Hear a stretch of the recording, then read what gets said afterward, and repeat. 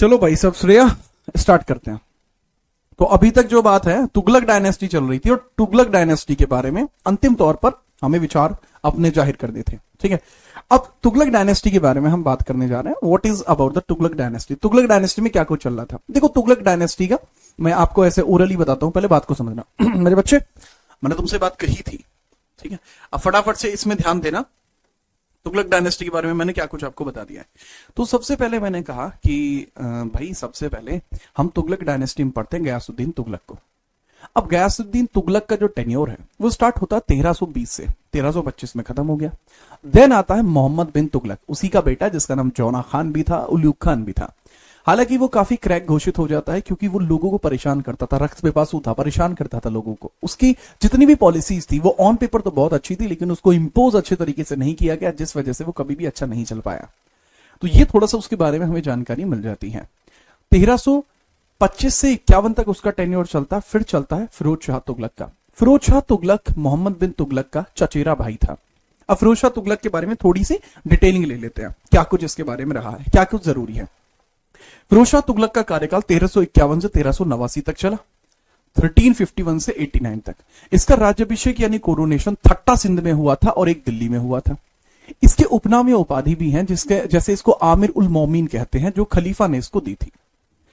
इसके बाद सल्तनत काल का अकबर इसको कहा जाता है क्योंकि इसने जो शासन किया है वो अमीर वर्ग को खुश करने के लिए किया है। इस वजह से इसके कारण इसके बाद दिल्ली सल्तनत कमजोर होती गई और तबाह हो गई। फिरोज शाह तुगलक के बारे में जानकारी कुछ किताबों से मिलती है, जैसे तारीख ए फिरोज शाही जो जियाउद्दीन बर्नी ने लिखी थी। इसके अलावा इसकी आत्मकथा भी है, ऑटोबायोग्राफी भी है, जिसको फुतूह ए फिरोज शाही भी कहा जाता है। अब फिरोज शाह तुगलक के बारे में जानना जरूरी होगा कि इसके समय में प्रशासन कैसा चला। How was the administration in the tenure of Firoz Shah Tughlaq. ठीक है, अब अगर मैं बात करूं फिरोज शाह तुगलक के समय जो व्यवस्था थी उसकी बात कर रहे हैं, तो इसने अपने समय में 24 करों को समाप्त करके 4 मुख्य कर रख दिए थे। ठीक है, 4 मुख्य कर रख दिए थे। तो इसमें खम्श, खराज, जजिया, जकात, ये 4 इंपोर्टेंट टैक्स थे। हक ए शर्ब नाम का टैक्स इसने चलाया जो 10% लगता था नेहरू की सच्चाई पर। तकव्वी पर टैक्स लगाया जो एक प्रकार से सिस्टम था, मतलब लोन देने का सिस्टम था। इक्तेदारी को वंशानुगत कर दिया, इसको हेरिडेटरी बना दिया। ठीक है, अच्छा एक बात बहुत ध्यान से समझना, मिस्टर दीपक कुशवाहा, मेरे बच्चे आपको मैं एक बहुत क्लियर बात बताता हूं कि अभी आप जिस बैच में पढ़ रहे हैं, अगर पीछे 10 सालों में अगर कोई क्वेश्चन आप ऐसा दिखाते जो इससे बाहर गया हो तो बता दीजिएगा। अगर आप वाकई में पढ़ना चाहते हैं कि सर मुझे तो बहुत बढ़िया लेवल पे पढ़ना है, तो बेटा मेरे पीएससी के बैचेस भी आते हैं, यूपीएससी के बैचेस भी आते हैं, तो निश्चिंत रहिए। जितनी आप बता रहे हैं बेटा, ठीक है, तो जितने सिलेबस में पूरा कर रहा हूं, ये 33वां बैच है हिस्ट्री का जो मैं ले रहा हूं। अब से पहले मैं 3 से 4 किताबें हिस्ट्री की लिख चुका हूं। मेडिवल एंड मॉडर्न की बुक्स मेरी लिखी जा चुकी हैं, रिलीज हो चुकी हैं, बेस्ट सेलिंग में भी रही हैं। ठीक है बाबू, तो निश्चिंत रहना हमेशा। ठीक है खुशवाहा भाई, मैं चाहता हूं कि आपको मैं वो पढ़ाऊं जो वास्तविकता में जरूरत है। ठीक है, एक ये होता है कि ये आपका जो दिमाग है ना ये इतना है, अब इसमें वो चीजें इंपोर्टेंट चीजें अपनी ऐसे लगा लो ताकि वो आपके लिए काम आए। अब अगर मैं यही आपको बताऊं कि फिरोज शाह तुगलक की किसी से बात चलती थी, किसी से सेटिंग थी इसकी, और जब उसके घर मिलने के लिए गया तो ये कूट दिया गया, क्या ये चीज पेपर में पूछी जाएगी? नहीं पूछी जाएगी। तो क्यों पढ़ना, पढ़ो वो जो पेपर में आए। तो मैं आपको जो पढ़ाता हूं वो पढ़ाता हूं जो जरूरी है, एक युवा होने के नाते आपको पता हो। दूसरा, आपको इसलिए पता हो कि वो जरूरी आपके लिए है। ओके, चलो सर आपका तेजू भी आज क्लास लेने आया है, वाह तेजस वाह। ठीक है, चलो तेजू ध्यान दो। अच्छा, फिरोज शाह तुगलक के समय कुछ इंपोर्टेंट डिपार्टमेंट थे। ठीक है, इसके कुछ इंपोर्टेंट डिपार्टमेंट थे, उसकी बात कर रहे हैं। ठीक है, चलिए। और अगर हम इसकी बात करें, जैसे दीवाने खैरात दान के लिए बनाया गया था, विधवाओं के लिए बनाया गया था। ठीक है, दीवाने इश्तियाक पेंशन के लिए बनाया गया था, दीवाने वजीरात मंत्री परिषद के लिए बनाया गया था, दीवाने रसालात विदेश मंत्रालय के बनाया गया था, दारुल शफा एक चिकित्सालय विभाग था, दीवाने बंदकान गुलामों के लिए बनाया गया था कि जो गुलाम है अगर उनको हेल्प चाहिए तो वो यहां आके हेल्प ले सकते हैं। ठीक है, अब फिरोज शाह तुगलक के पास दिल्ली सल्तनत में सर्वाधिक गुलाम थे। इंपोर्टेंट क्वेश्चन है कि सबसे ज्यादा गुलाम किसके पास थे? ये फिरोज शाह तुगलक के पास थे। इसके बाद सर्वाधिक हिंदू गुलाम भी इसी के पास थे। The highest number of Hindu slaves was in the court of Firoz Shah Tughlaq. Okay, next.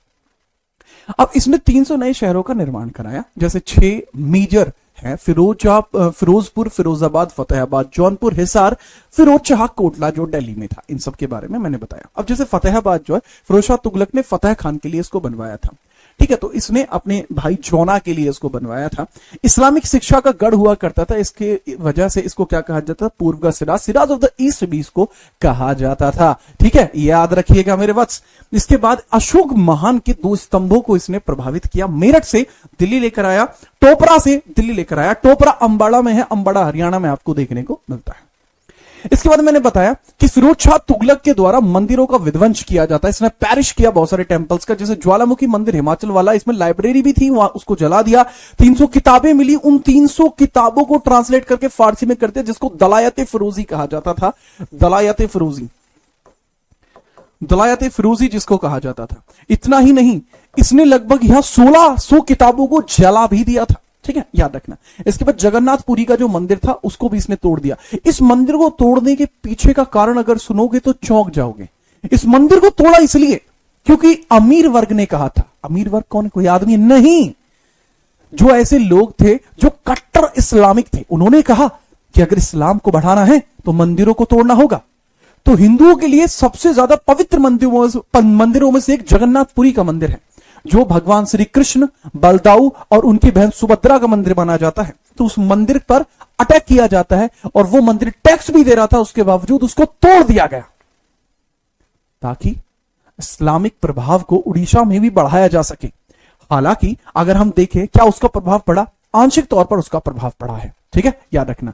Sir ज्वालामुखी मंदिर उत्तराखंड में है। अच्छा, उत्तराखंड बाबू बाद में बना है, इसलिए मैंने हिमाचल में लिखा हुआ है। उत्तराखंड बाद में बना है इसलिए बाद में लिखा हुआ है। लो उत्तराखंड लिख लीजिए, हिमाचल की जगह उत्तराखंड लिख लीजिए। लो जी, उत्तराखंड, ये लो, ठीक है, उत्तराखंड लिख लेना। ओके भाई, कोई दिक्कत। पहाड़ी क्षेत्र लिखा होता है वैसे पेपर में। अच्छा, 1388 में इसकी डेथ हो जाती है। डेथ के पीछे का कारण क्या है सर? आयु हो चुकी थी, नेचुरल कॉसेज की वजह से इसकी डेथ होती है।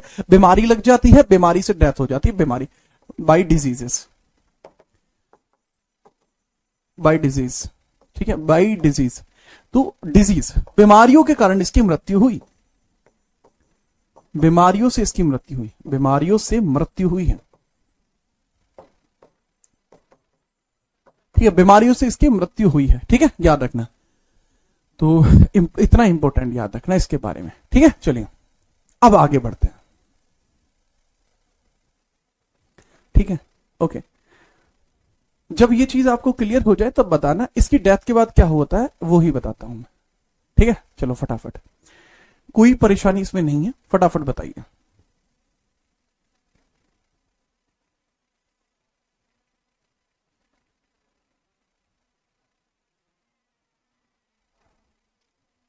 ठीक है, चलिए।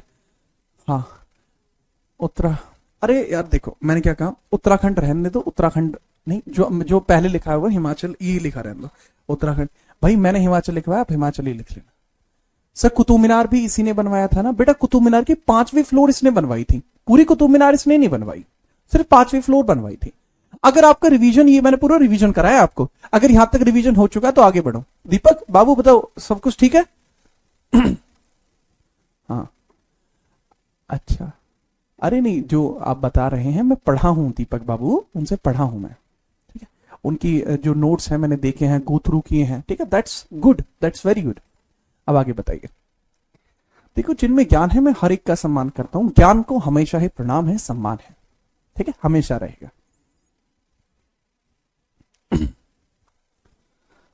सर किस बीमारी से? बेटा उम्र हो चुकी थी ईशा, बीमारी का नाम लिखने की जरूरत नहीं है, ठीक है जी। हाँ, क्लियर, रिवीजन हुआ आपका है जी।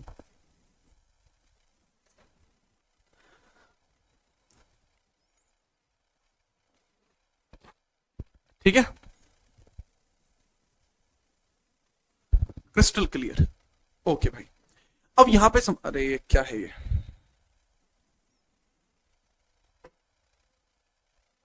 अब इससे आगे समझिएगा, ठीक है। अब 1388 से लेकर और 94 के बीच में ये जो टाइम है, इस समय में तुगलक वंश के अंदर 5 अलग अलग शासक आए, लेकिन सभी शासक बिल्कुल बेकार और विफल रहे। इस समय अंतराल में इस समय अंतराल में, इस समय अंतराल में तुगलक वंश में, तुगलक वंश में,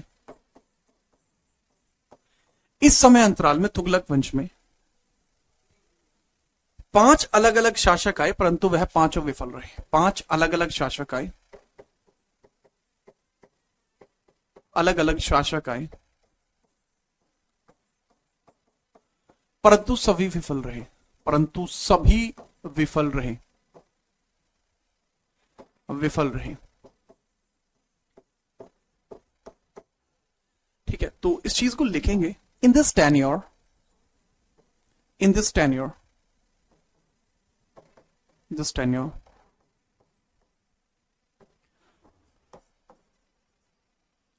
Tughlaq dynasty, Tughlaq dynasty have five different rulers, 5 different rulers, and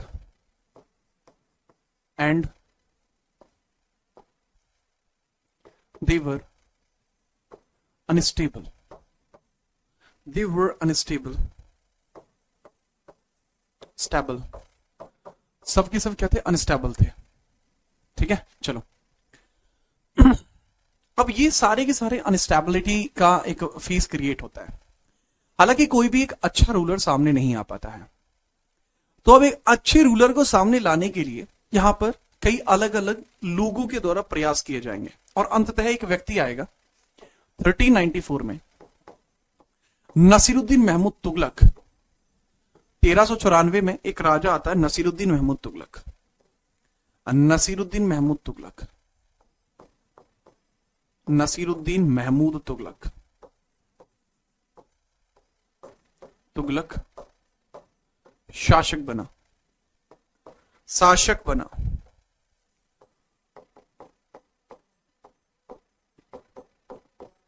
तो जो नसीरुद्दीन महमूद तुगलक बिकेम रूलर। ठीक है, याद रखना, that is Nasiruddin Mahmud Tughlaq.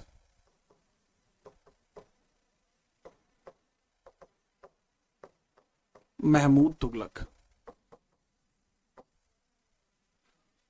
ठीक बात है जी हाँ। तो इसका टेन्योर आप लिख लीजिए। इसका टेन्योर कैसे, इसका कार्यकाल देख लीजिए। टेन्योर, टेन्योर या कार्यकाल कैसा है? टेन्योर या कार्यकाल कैसा देखने को मिल जाएगा कि सर 1394 से कार्यकाल प्रारंभ होता है और 1400, बेटा बहुत ध्यान से एक बात लिखना, 94 से 98 और उसके बाद 1414। 1398 मैंने क्यों लिखा है उसका भी मैटर समझना कि भैया 1394 से 58, 1394 से 1358 यह दिल्ली में रहा है, दिल्ली में रहा है, रहा। और 1398 से 1414 यह दिल्ली के बाहर था। 98 से 1414 यह दिल्ली के बाहर था, दिल्ली के बाहर था।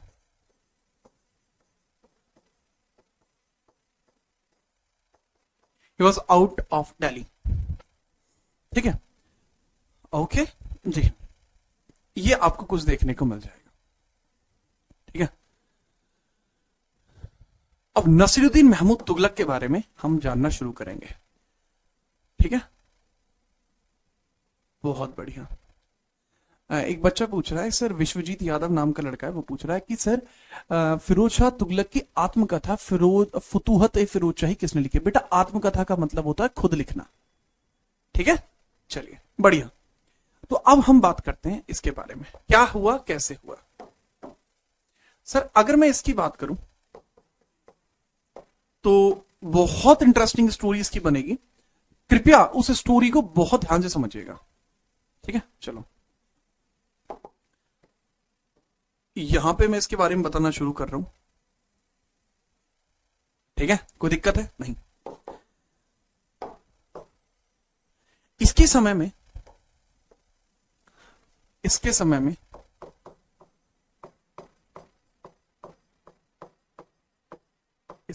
में मुल्तान का गवर्नर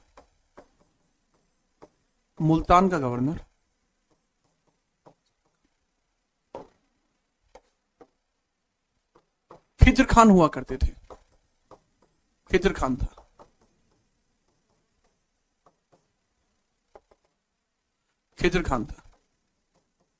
कौन था? Khizr Khan. Khizr Khan was governor of Khizr Khan was governor of Multan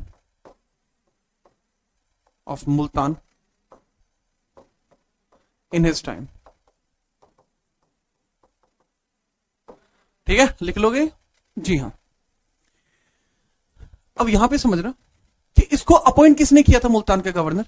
Khizr Khan को मुल्तान का गवर्नर किसने बनाया था? इसको नियुक्त फिरोज शाह तुगलक ने किया था। इसको नियुक्त फिरोज शाह तुगलक ने किया था। फिरोज शाह तुगलक यानी एफएसटी ने किया था। इसको नियुक्त किसने किया था? फिरोज शाह तुगलक ने किया। इसको नियुक्त फिरोज शाह तुगलक ने किया था। ठीक है, फटाफट इसको नोट करिए फिर बढ़।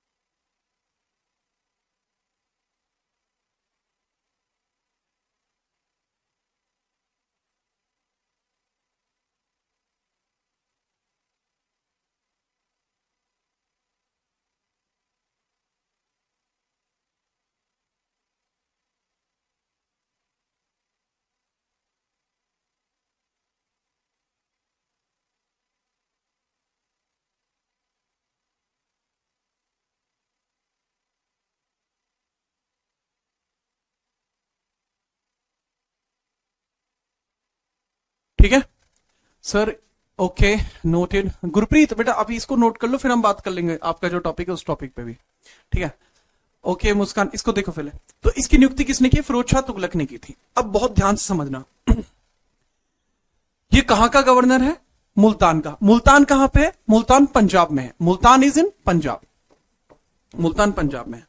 अब यहां पे मैं बता दूं इसका जन्म कहां हुआ था खिज्र खान का? फतेहपुर में हुआ था। वैसे जो फतेहपुर है आपको वहीं देखने को मिल जाएगा, पंजाब में है। एक फतेहाबाद करके हरियाणा में भी है, पंजाब में भी है।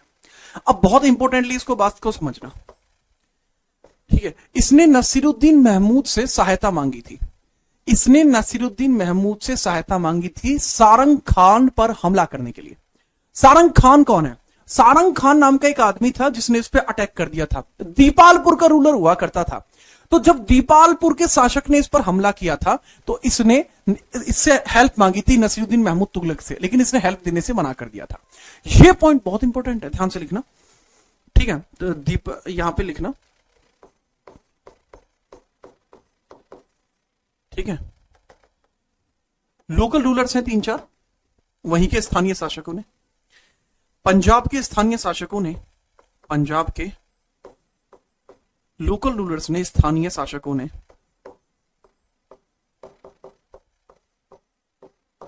पंजाब के स्थानीय शासकों ने खिज्र खान पर अटैक किया था।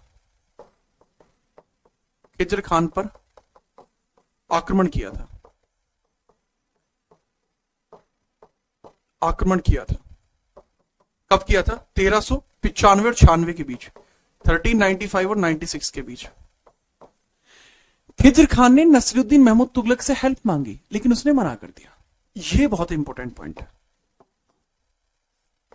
खिज्र खान ने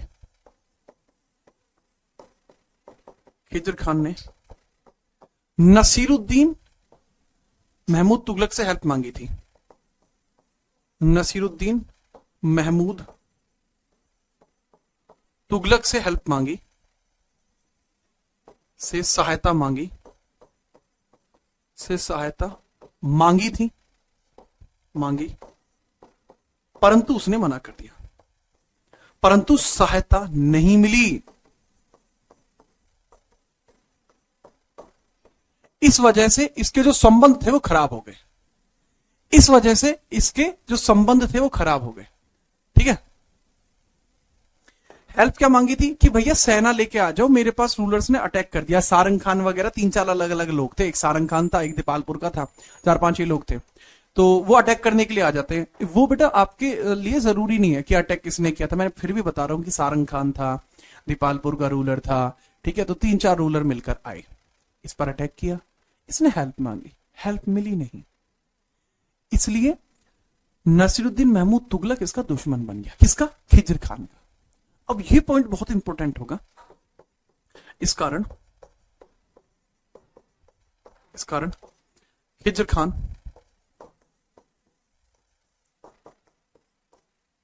खान वे इसको नसीरुद्दीन महमूद तुगलक लिख रहा हूं, एनएमटी के संबंध खराब हुए।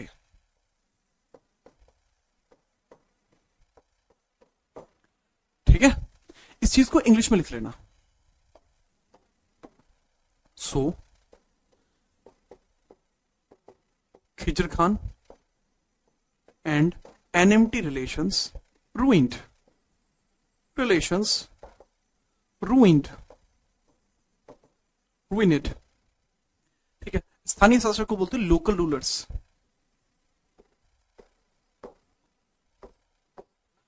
ठीक है, ओके। अब यहां पे आता है अगला पॉइंट, वो मैं चाहूंगा कि मैं नेक्स्ट पेज पर लिखवा दूं। ठीक है, इसको नोट कर लो, फिर मैं नेक्स्ट पेज पे कुछ लिखवाना चाहता हूं। जैसे नोट हो जाए बताइए, यहीं पर हूं, आप ही के सामने हैं। ओके,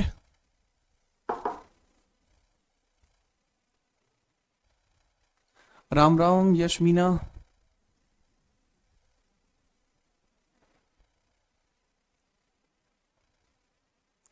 हाँ भाई, हिमानी हो जाएगी। Noted, that's perfect buddy।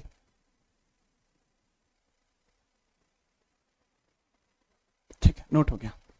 अब इसके बाद क्या होता है, बात को समझना। अब 1398 में 1398 में 1398 में पंजाब पर तैमूर लंग ने आक्रमण किया। पंजाब पर तैमूर लंग ने आक्रमण किया। तैमूर लंग ने आक्रमण किया।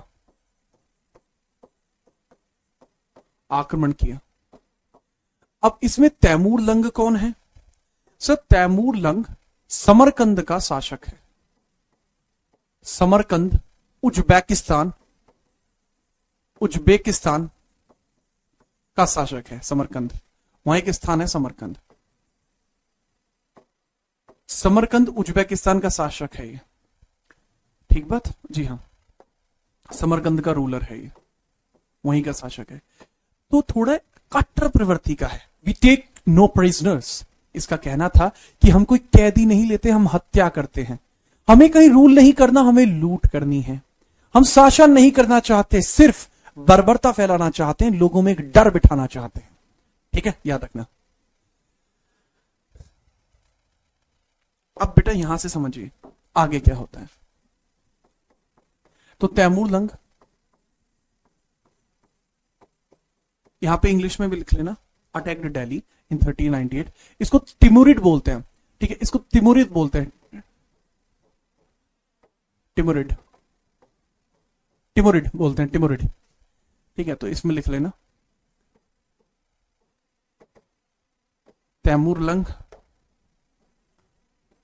तैमूरलंग अटैक पंजाब। अब यहीं पे बहुत है, तैमूर लंग द्वारा खिज्र खान को गिरफ्तार कर लिया गया। खिज्र खान को पकड़ा गया।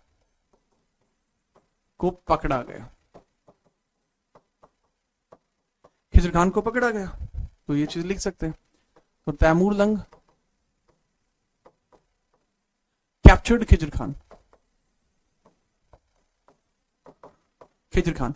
लेकिन अब बात को समझना, खिजर खान का दुश्मन कौन है? खिजर खान का दुश्मन, खिजर खान का जो दुश्मन है वो है नसीरुद्दीन महमूद तुगलक, क्योंकि उसने हेल्प नहीं करी थी। याद आई एक बात? जी हाँ। तो अब यहां की ये क्या पता है, ये क्या करता है, खिजर खान क्या करता है, ये कहता है तैमूर लंग से, तैमूर भाई आपने, मैं तो चलो दबोच लिया, लेकिन मेरे पे क्या ही मिला, ये थोड़े से रुपए, थोड़े से हीरा जवाहरात, क्या करोगे इसका? पैसा चाहिए, लूट करना चाहते हो, बड़ी जगह बता दूं, दिल्ली चले जाओ, पैसा ही पैसा होगा चारों तरफ। तैमूर ने कहा कि देख भाई, मैं पागल तो हूं नहीं, पर दिल्ली चारों तरफ से घिरा हुआ है, नीचे राजपूत हैं, वो निपटा देंगे मुझे, तो नहीं तो ऊपर कश्मीरी रूलर्स हैं, वो मारेंगे मुझे, मिडल के अंदर अगर हम बात करेंगे तो वहां चंदेल्स हैं, वो नहीं छोड़ेंगे मुझे जिंदा। लगे आप टेंशन मत लो, रास्ता बताऊंगा, ठीक है, टेंशन मत लो, रास्ता बताऊंगा, पूरी पोजीशनिंग बताऊंगा कि कहां से कहां तक जाना है, कोई नहीं छुएगा, सीधा दिल्ली सल्तनत पर अटैक करेंगे, हाथ मिला लो, मैं दिल्ली के टैक्स कलेक्ट करके तुम्हें देता रहूंगा। तैमूर ने कही देख भाई, अगर ये सारे रास्ते बता ही रहा है तो बढ़िया है, वरना से मार दूंगा रास्ते में। ले ठीक है, कह लेगा चल रास्ते बता। तो यहां खिजर खान तैमूर लंग को दिल्ली आक्रमण की सलाह देता है। खिजर खान तैमूर लंग को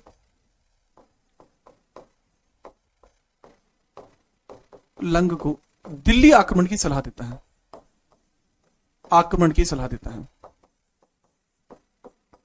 आक्रमण की सलाह देता है। इसमें इसके एक पंथ दो काज, बच भी जाएगा। सर टिमूर लैंग का मतलब क्या? अबे नाम है। तो इसमें Khizr Khan advised Timur to attack Delhi. ठीक है, क्लियर बात? जी हाँ। तो इसमें क्या क्या होता है, 1398 में 1398 में तैमूर लंग दिल्ली पर आक्रमण करता है।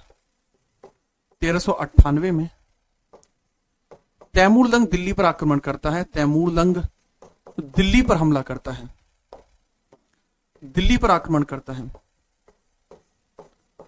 आक्रमण करता है,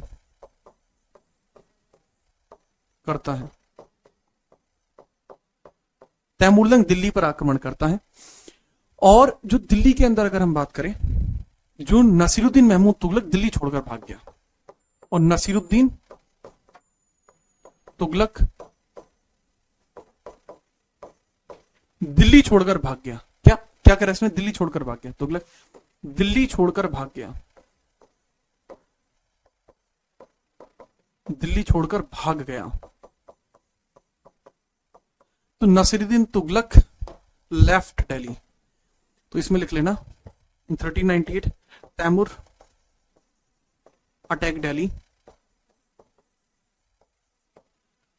and NMT left Delhi. Delhi छोड़ के वो यहां से भाग गया। ठीक है, चलिए। तो इसमें ही याद रख लेंगे आप कि 1398 से लेकर 1414 तक दिल्ली तैमूर लंग से प्रभावित थी, दिल्ली तैमूर लंग से प्रभावित थी, तैमूर लंग से प्रभावित थी, प्रभावित थी। प्रभावित का मतलब होता है इंपैक्ट। इंपैक्ट था किसका? तैमूर लंग का। इंपैक्टेड थी, इंपैक्टेड बाई टिमुरिड डायनेस्टी, टिमुरिड डायनेस्टी। जो तैमूर लंग का प्रभाव था वो पूरी तरीके से था। तो अब 1414 में तैमूर लंग, 1414 में तैमूर लंग जब भारत से गया, तैमूर लंग जब भारत से गया, जब भारत से गया, भारत से गया, तैमूर लंग जब भारत से गया, ठीक है, तैमूर लंग वंश लिखो पूरा, तैमूर लंग वंश जब भारत से गया, से गया, खिज्र खान को दिल्ली सौंप के गया, खिज्र खान को दिल्ली सौंप के गया, खिज्र खान को दिल्ली सौंप के गया, तो दिल्ली देकर गया, देकर गया, खिज्र खान को क्या सौंप के गया कि भाई दिल्ली आज से तेरी है। ठीक है, तो फटाफट से इस वाले पॉइंटर को फटाफट आप नोट कर लेंगे ताकि आपको कोई समस्या किसी भी प्रकार से ना आए। फटाफट से इसको नोट करेंगे आप, बढ़िया तरीके से आपको वो चीज समझ में भी आएगी और आपको ये चीज पता लगेगी कि मैं किस बारे में बात कर रहा हूं। तो जैसे ही आपको समझ में आ जाए तुरंत मुझे आप बताएंगे कि सर क्या इसके अंदर मैटर है। ठीक है, याद रखना। अब इसी में आप ये भी लिख लेना 1413 में 1413 में जब ये यहां से जाता है तो यहां 1413 में 1413 में जाने का जो टाइम है आप 1314 लिख लीजिए। ठीक है, 1413 और 14 लिख लीजिए क्योंकि पहले ही चला गया है वो, 1413 और 14 के बीच में गया है। किसी ने 14 लिख रखा है बेटा, कोई दिक्कत नहीं है, मुझे जरा सी भी नहीं है। 1413 में नसीरुद्दीन तुगलक ने दिल्ली में आने की कोशिश करी थी। 1413 में नसीरुद्दीन महमूद तुगलक ने दिल्ली में आने की कोशिश करी थी। नसीरुद्दीन तुगलक ने महमूद तुगलक ने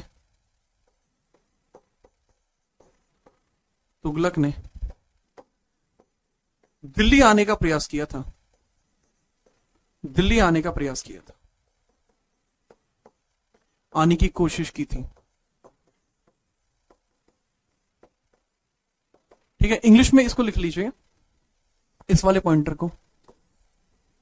When Timur left India, when Timurid dynasty left India, Timurid dynasty left India, they gave Delhi to Khizr Khan, Khizr Khan. ठीक है, अब 1413 में नसीरुद्दीन महमूद तुगलक ने दिल्ली आने की कोशिश की थी। ठीक है, दिल्ली आने की कोशिश की थी, लेकिन खिज्र खान ने उसकी हत्या कर दी और नए वंश की नींव रखी। लेकिन खिज्र खान ने उसकी हत्या कर दी, खिज्र खान ने एनएमटी की हत्या कर दी और नए वंश की नींव रखी। लेकिन यहीं पर बता रहा हूं, लेकिन खिज्र खान ने नसीरुद्दीन महमूद तुगलक की हत्या कर दी, हत्या की तथा नए वंश की नींव रख दी, नए वंश की नींव रखी, नींव रखी। अब ये जो नए वंश की नींव रखी गई है, इस नए वंश का नाम क्या है? सैयद वंश। अब इस नए वंश का नाम क्या है? यहां पे मैं लिख रहा हूं कि नए वंश का नाम क्या है। सर नए वंश का नाम लिख दो, तो नए वंश का नाम है भाई सैयद वंश।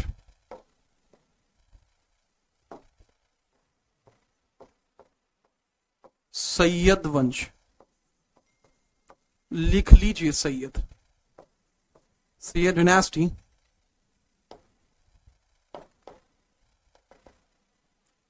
सैयद वंश। तो ऐसे करके सैयद वंश की नींव रखी गई है। ठीक है, अच्छा इस चीज को इंग्लिश में लिख लेना, इधर इंग्लिश में लिख रहा हूं बाबू ये वाला point. 1413 Nasiruddin Mahmud Tughlaq NMT killed by Khizr Khan, NMT killed by Khizr Khan. और यही जो खिज्र खान है इस्टेब्लिश, खिज्र खान इस्टेब्लिश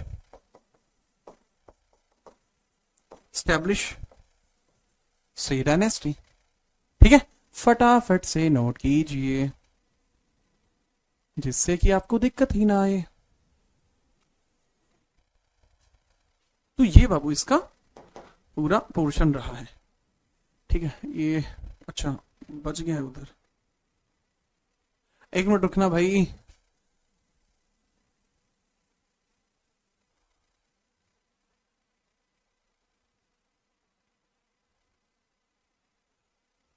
एक सेकंड, जस्ट 1 more सेकंड। ये एक बार हैंग हो गया, इसको सही कर दूं। हो गया।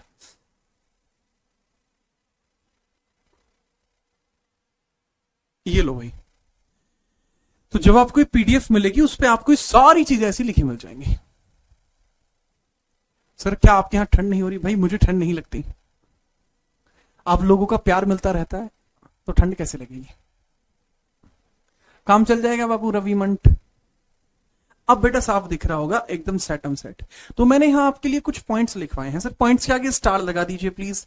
लीजिए बच्चे, पहला पॉइंट मैंने आपको ये लिखवाया, दूसरा पॉइंट मैंने आपको ये लिखवाया, तीसरा पॉइंट मैंने आपको ये लिखवाया, चौथा पॉइंट मैंने आपको ये लिखवाया। तो ऐसे मैंने आपके लिए पॉइंट लिखवाए हैं। पहला पॉइंट वैसे ये भी था। अब बताओ,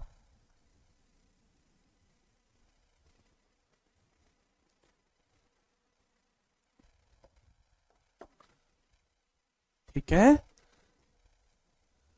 ओके। तो सर 1398 से लेके 14 तक रूल किसने किया? बेटा किसी ने रूल नहीं किया, ठीक है? किसी ने रूल नहीं किया।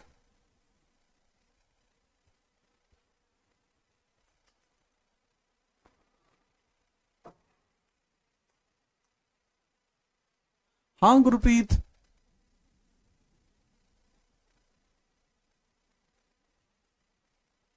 ओके नोट हो गया। तो अब हम बात करेंगे बाबू किसके बारे में? सैयद वंश के बारे में। तो अगली हेडिंग आप क्या डालेंगे? सैयद डायनेस्टी। हेडिंग क्या डालोगे आप? सैयद डायनेस्टी। हेडिंग डालिए सैयद डायनेस्टी। हेडिंग होनी चाहिए आपकी सैयद डायनेस्टी। बेहतरीन तरीके से हेडिंग डाल लीजिए सैयद डायनेस्टी की, और सैयद डायनेस्टी के बारे में बात करते हैं।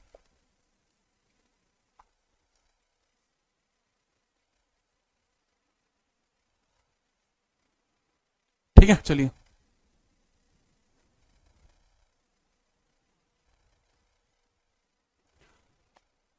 सर लंग मतलब लंगड़ा था क्या? अरे कहा जाता है कि जब वो चलता था तो उसके चाल में हल्का सा मतलब ऐसा माना जाता है, लोगों का कहा जाता है। ठीक है चलिए। ओके, बहुत बढ़िया बाबू। नेक्स्ट अब यहां देखेंगे दिल्ली सल्तनत तो पढ़ ही रहे हम। तो भाई मेजर हमारी प्राइमरी हेडिंग क्या है? दिल्ली सल्तनत। The primary heading is Delhi सल्तनत। भाई को तो जानते हो, कलाकार आदमी है। ये देखो तुम, दिल्ली सल्तनत।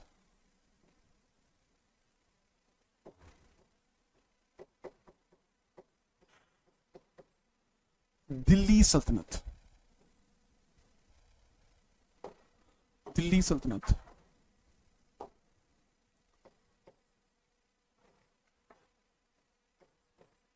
सल्तनत।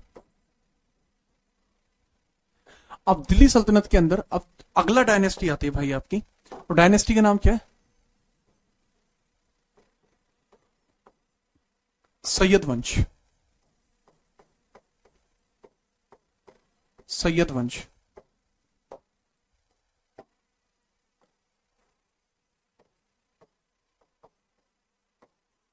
सैयद डायनेस्टी। सैयद डायनेस्टी। अब बात है कि सैयद डायनेस्टी का कार्यकाल कितना है, इस वंश का कार्यकाल कितना है? सो इस वंश का कार्यकाल पूरा 1300 मतलब 1414 से लेकर 1451। सर इसमें रूलर कितने हैं? शासक कौन कौन है सर इसमें? सबसे पहले तो भाई इसका संस्थापक आपको देखना पड़ेगा कि इसका संस्थापक कौन है। तो इसके रूलर्स की बात करते हैं कि भाई इसमें रूलर्स कौन कौन है, कि रूलर्स की बात करते हैं।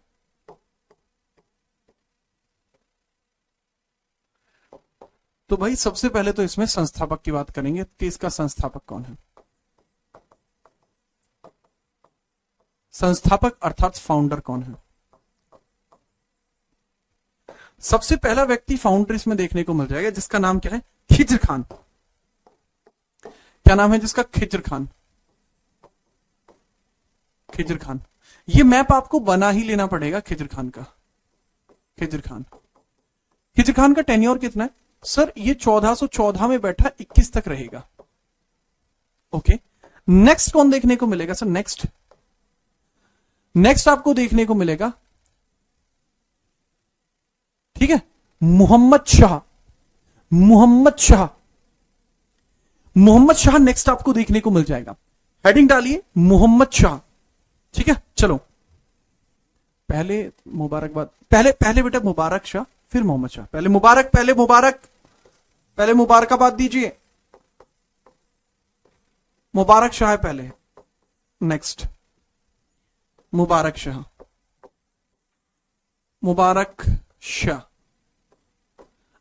शाह का कार्यकाल कितना है? 21 से 34। फिर मोहम्मद शाह, यहिया बिन अहमद असर हिंदी, ठीक है, उसके द्वारा कहा गया है कि पहले मुबारक शाह फिर मोहम्मद शाह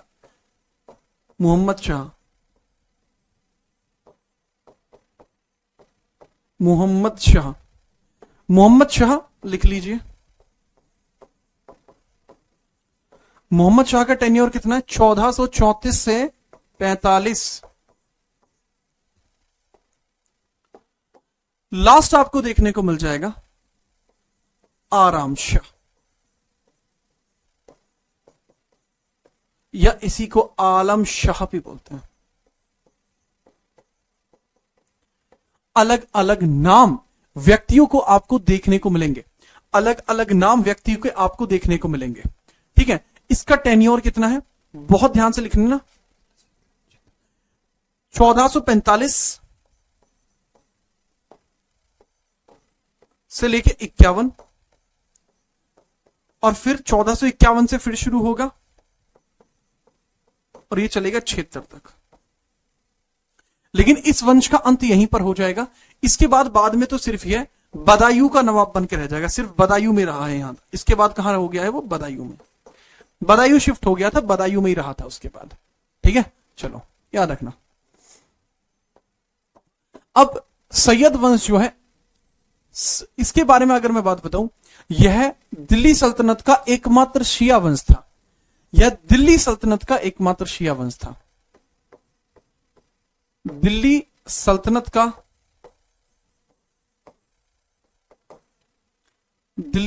का ओनली शिया डायनेस्टी। दिल्ली सल्तनत में यह ओनली शिया डायनेस्टी थी, एकमात्र शिया वंश था ये, एकमात्र शिया वंश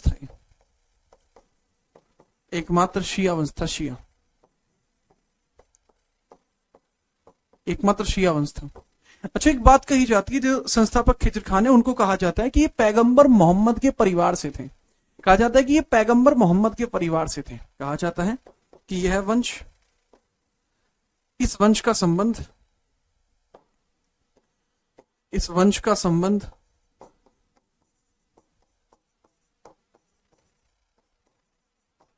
पैगंबर मोहम्मद के परिवार से था।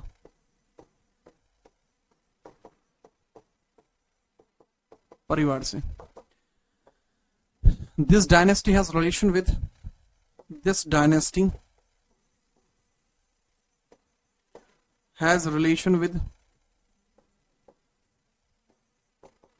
Prophet Muhammad। ये प्रॉफेट मोहम्मद के साथ इनका संबंध था, याद रखेंगे। तो ये मेरे ख्याल से आप दो चीजें यहां इजीली याद रख पाएंगे। लेकिन बात आती, सर आपको ऐसा क्यों लगता है, या किस किताब में इस चीज के बारे में जानकारी दी गई है? सोर्स बता दीजिए। ठीक है, सोर्स बता दीजिए। तो सोर्स लिख लीजिएगा कि भाई स्रोत क्या है इस चीज का, सोर्स किस किताब में ये चीज लिखी हुई है, किस किताब में यह चीज लिखी हुई है। तो सर किताब है तारीख ए मुबारक शाही। किताब का नाम है तारीख ए मुबारक शाही। बुक का नाम है तारीख ए मुबारक शाही। तारीख ए मुबारक शाही।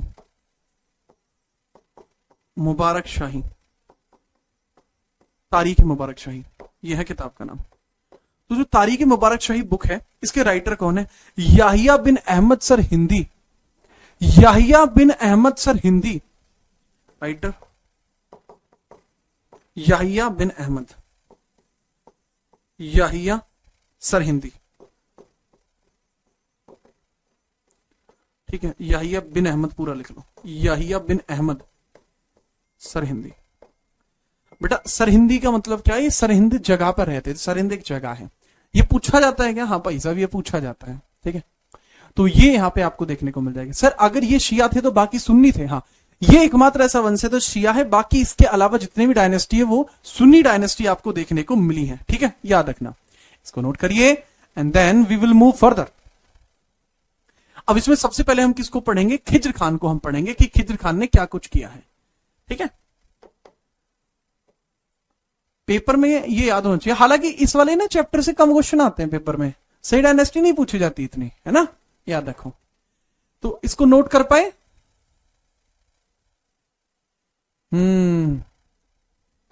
तुगलक वंश का लास्ट रूलर कौन था? Nasiruddin Mahmud Tughlaq. Sir shirt change कर लो, भाई क्लास में थोड़ी करूंगा। सर सिया और सुन्नी में क्या डिफरेंस है? बहुत बढ़िया बेटा, सिया और सुन्नी डायनेस्टी में अगर आप परिवर्तन चाहते हैं क्या इसमें डिफरेंस है, तो आपको पढ़नी पड़ेगी मेरी पहले नंबर की क्लास, उसमें आपको पता लगेगी। जो मेडिवल हिस्ट्री की पहली क्लास है उसको पढ़ लेना, आपको पता लग जाएगा। चलो आज की क्लास इतनी ही रहेगी। जितने भी छात्र आए हैं बहुत बढ़िया बात है। आप सोशली भी मुझसे कनेक्ट हो सकते हैं GitRana.77 पर। और बाकी आप सभी का जो सपना है, जो नौकरी आपको पानी है, उसके लिए निरंतर प्रयास कीजिए, आपको बहुत जल्दी सफलता मिलेगी, ठीक है, याद रखना। इसको इंग्लिश में लिख दीजिए, लो भाई इंग्लिश में याहिया, आप याहिया नहीं लिख पा रहे हो, बिन अहमद, ठीक है, लो, ठीक है। अच्छा लगा आप सभी से मिलकर, दिन बन जाता है आपके साथ बातें करके, ठीक है, चलो ओके, ठीक है, चलिए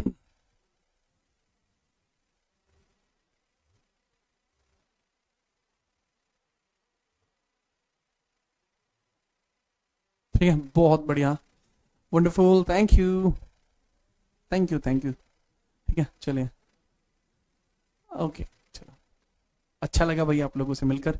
कुछ बच्चे कह रहे हैं सर आप हमारी बात का जवाब दो। बाबू कमेंट जो होते हैं ना, जिसका पढ़ लिया जाता है उसका मैं दे देता हूँ आंसर, ठीक है, सबके कमेंटों का रिप्लाई करता हूँ मैं हमेशा, जितना मैक्सिमम कर सकता हूँ। ओके ठीक है, चलो मिलते रहेंगे इसी प्रकार से, अच्छे तरीके से पढ़िए और जीवन में बहुत अच्छा आपको कुछ करना है, ठीक है। तो लगे रहिए निरंतर प्रयास में, एक दिन वो चीज आप अचीव जरूर करेंगे। कल की क्लास में ये पूरी डायनेस्टी खत्म हो जाएगी, एक ही क्लास की डायनेस्टी होती है, बहुत छोटा छोटा इसके बारे में आपको याद रखना है। उससे अगली क्लास में हम तो जो लास्ट वंश बचेगा उसको खत्म कर लेंगे, ठीक है। तो बहुत अच्छा लगा, दोबारा से फिर मिलेंगे, तब तक के लिए जय हिंद, वंदे मातरम, बाय बाय।